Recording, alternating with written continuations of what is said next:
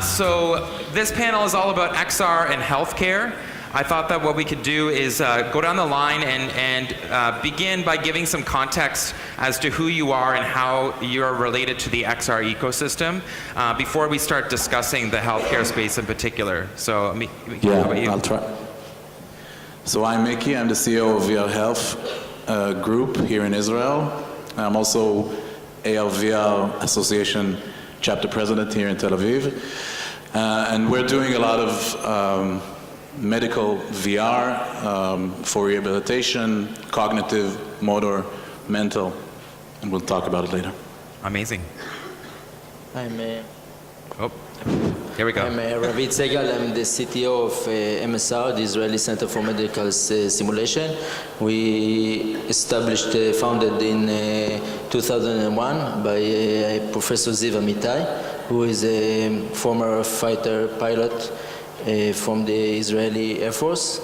And when he went to medicine, he saw the difference and the gaps of the culture, the safety culture from aviation to medicine. And from then he established the MSR, the Israeli Center for Medical Simulation. It's a national center. It's in Sheba Medical Center in Israel, the biggest hospital in the Middle East. And he took a lot of things from aviation safety to the medicine. So it's we're talking about simulation-based education. We're talking about simulation debriefing from the mistakes that medical professionals doing, and doing with simulation-based education. We're using testing and evaluation the competency of the simulation healthcare. Okay. Great. Rahav. Hi, I'm Rahav. Thank you for having me here. This is truly inspiring. I'm a neuropsychologist. I work in Assaf Harofe Medical Center, and I actually have been working for the last year or so with patients using VR for cognitive remediation, cognitive rehabilitation. Great. Shaul? Hi, thank you very much for having me here. My name is Shaul Gelman. I'm from RealView Imaging. I'm the founder of the company as well as managing the R&D in the company.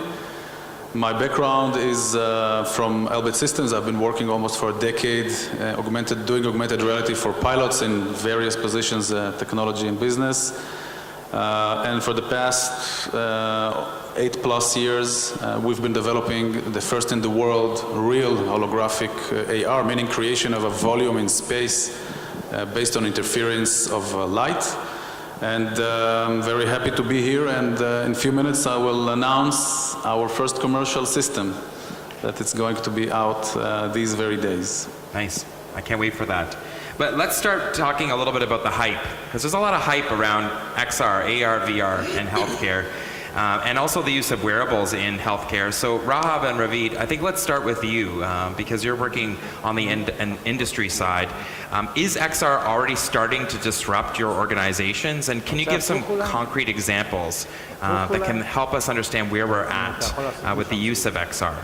Okay, so we are using virtual reality from the beginning, but it's really, for us, for the use, it's really a small part of the using for education, for medical education. There is a lot of things that is missing in the VR that we handling today. A lot of things that are let's say that you train only one person, okay? So it's very focused on physician. It's less focused on nursing, okay? The procedures that the physician doing or the nursing doing is very, very hard to mimic in the VR world, and it's not so realism is not so good. So because nurse is talking with the patient and not picking from a drop list the questions. Okay, so you need to talk with the patient. Okay, and this is quite big gaps that we have. So I come from the brain training world, And unfortunately, I have to say that the clinical field is a little bit behind. For years, we have still been using the pen and paper tests, and the recent couple of years has been moving towards working with PCs and tablets. But I think that the technology that is actually out there can support a lot more and has a lot of advantages. However, I think the connections between those two fields, the technological fields and the clinical fields, still needs a little bit of work. And I think technology is the thing that will help us move forward in the clinical world. That's what we're doing right now in our center. We have a neurocognitive unit. We're using VR for brain training, and patients get really excited about it. They encounter a new world, a new technology that they weren't familiar with, and we try to see what are the advantages of this technology for these patients. Okay. So it sounds like there's a lot of work still to be done there. Let's move more to the technology side. Miki and Shaul, maybe you can talk a little bit about what some of the challenges are on the technology side in order to be able to assist these players in the market. Yeah. What are you seeing here? So we work in both hospitals, and first there's a lot of gaps from hardware side that they talked about. We work in clinics where patients come in and sometimes they have an eye rash. What do you do in VR with a patient with an eye rash? How do you sanitize the unit between patients? What are the limitations for people that maybe have stability problems, and how do you tackle it? So there's a lot of technical issues from one side. And the other side is, of course, the regulation piece, which usually causes us to overdevelop and work a lot on studies and clinical studies before we can really bring something out to market and see if it has any use. So these are the kind of problems we're seeing. But I have an example. My little girl broke her hand a month ago, and I went to the most high-tech hospital here in Israel, in Ashdod. All the doctors are with tablets, everything works really nice, the flow is very nice.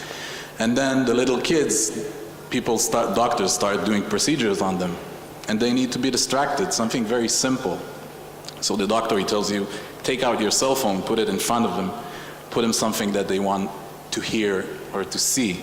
And I have a platform today in VR that is much more easier to do. It's much more effective for distraction.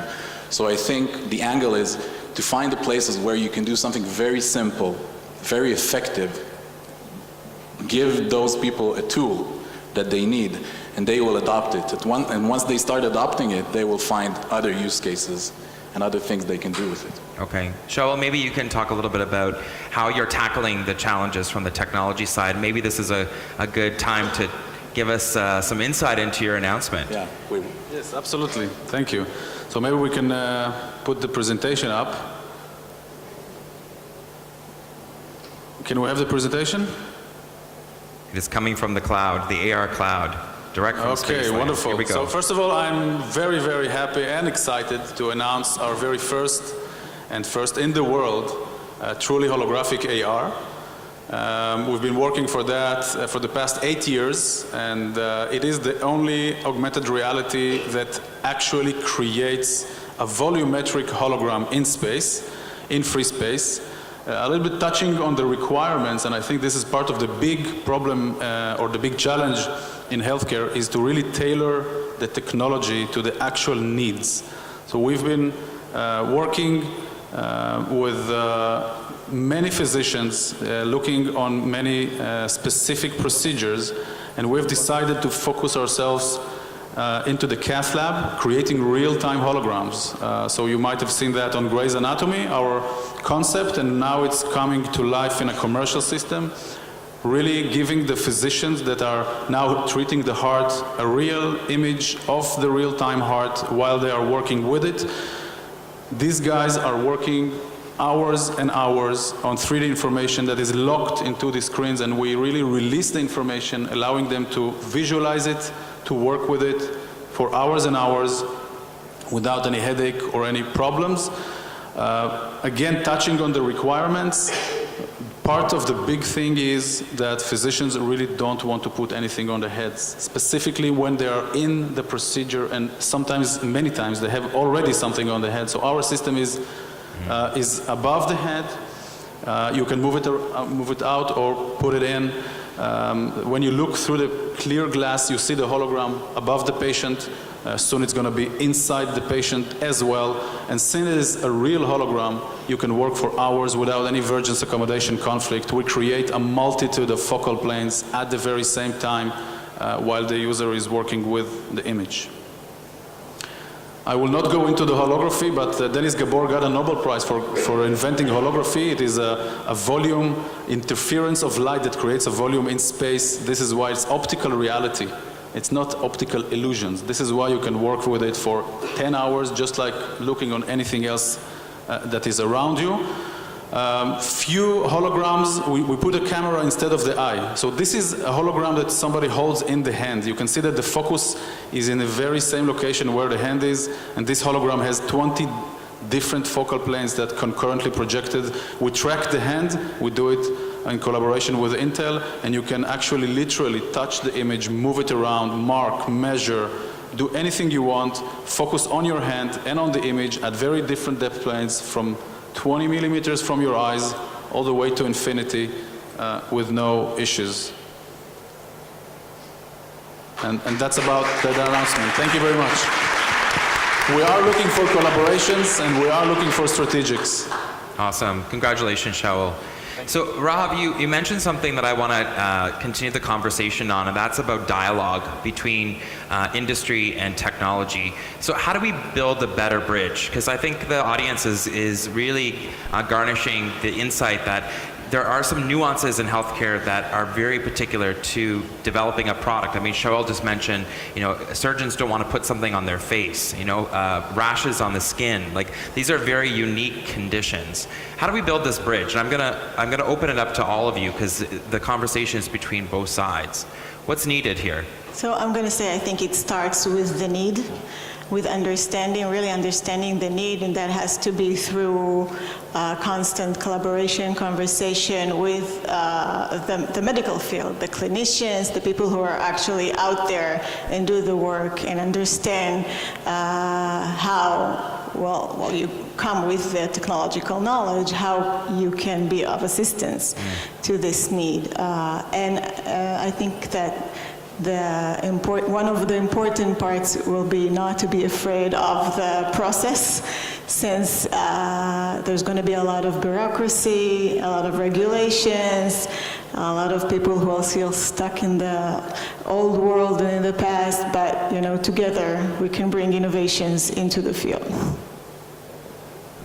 And I think the medical simulation field is much easier for companies to come and to build the products, and the thing is that you need to take a young champion of a nurse or a physician that embrace this technology, and they will lead this technology and they will help the companies to manufacture the real stuff, and they can show the companies the problems of producing this kind of program, and it will make the process of making the products very short. I think that Rav and Ravid are a great example of what innovators here in the room need. They need a champion inside the hospital, someone that believes in the technology, an early adapter that will be on their side, that will want the technology, that will see your product and understand that it's a part of something that will grow. We put a product in Soroka a year ago, and it's totally different today only because we worked with the teams. We asked the right questions, who is using our product, and we saw that other people are using our products, and we ran with it. So I think if you don't have someone inside, if you go only to the head of the hospital and start from there, you will find that the people on the ground, they don't want to use the product. Okay, let's bring up Slido and see what questions we have from the audience. We have about less than 5 minutes left to engage with our panelists here today. Slido.com, #AWE. Any questions from you, the audience? While you're thinking about those, in the healthcare space, the regulatory body is a big player. Are you seeing changes on the governance side that are necessary to help expedite the adoption of XR? Just open that up to the crowd here. Let's say in the medical simulation field, the regulator is really embracing the technology. So the Ministry of Health in Israel, especially in Israel, in the world it's not. In Israel, they really like the technology, they like the use of it, and they are really embrace it. And we see that the needs and the needs of when they are training the physician and nursing, they're even doing exam in simulation, and it's the only country that's doing an exam with simulation like a regulatory needs and regulatory stuff. Very interesting. I have another example. I don't know if people know, but in January 2019, healthcare providers in the US will be able to charge for telerehabilitation. And this is a game changer for VR. Now, for instance, we have our platform in more than 30 places and hospitals in the US. They will be able to start sending people home with the systems and charging for telehealth. And that was not possible till now. So I think it will drive a lot of technologies, and VR as a very important part of wearable devices can gain a lot from it. Okay. So we have a couple questions coming in. I think let's tackle this one about real AR use cases. I know we've kind of mentioned a couple of them, but maybe let's hit home on a couple more. It seems like they're hungry for some examples out there. Yeah, I can give some examples. First of all, we are focused on AR, and in general, XR in healthcare is very wide. There is VR and there is AR, and there is pre-procedure and post-procedure and rehabilitation and intra-procedure. Specifically, we are focused on intra-procedure to really allow the physician to work with the images. So the use cases with AR, as I see it, is places where the added value is very substantial. The physician has to be able to understand things better and make decisions faster. And the more complex the procedure is, and the more spatial the procedure is, it allows him to do that better. So in general, I see two areas. One is where the procedure is extremely complex spatially, and then a hologram, for example, will be very beneficial, and using AR will enable him to still see the other instrumentation, the other people in the room. And of course, the next thing, which of course we work on as well, is to see the hologram not only above the patient, but inside the patient. Imagine that you can see an image inside the patient, registered in the correct location, and then you can track a needle and really holographically see it inside the patient. You can extract a biopsy without hitting a vessel, without hitting a nerve, and be very precise and do it fast without doing 5 times a CT scan and doing only once. So the use cases of AR for intra-procedural usage are enormous, and this is a huge market, as I see it. So with our final couple seconds, let's give final thoughts on XR in healthcare. What's the one thing you want the folks in the audience to know about this space? I think that this space really needs more people in it, more companies, more competition. And as the tides go up, ships go up, all ships go up. And this is the case in VR and AR. If people will start buying these systems for one use, they will find other uses to use it for. And if 10, 15 years ago, people would look weird on an medical application on a mobile system, how will people have mobile systems? Now everybody has them.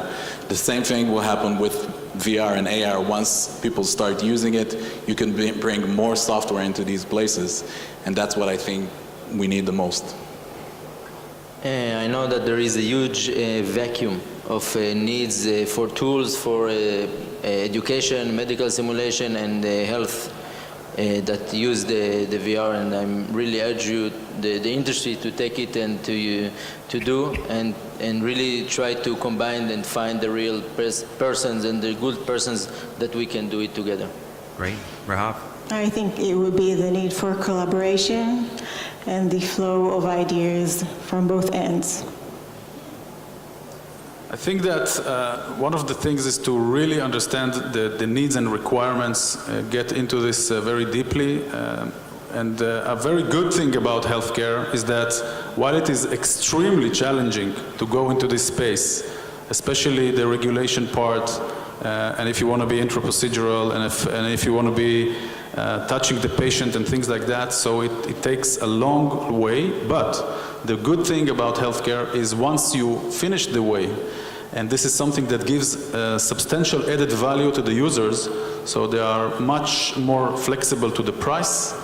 And if it really helps them to do things better, to make the procedures faster and with better outcomes, so they will pay substantial amounts of money, which is very different from a gamer that will or will not pay $300. They can pay dramatically bigger, substantially bigger numbers. Thank you. And in the end, it saves lives. I mean, that's a good way to end this panel. Thank you so much, Shaul. Congratulations. Big round of applause for our panelists here today. Thank you, everybody. Thank you. Thank you.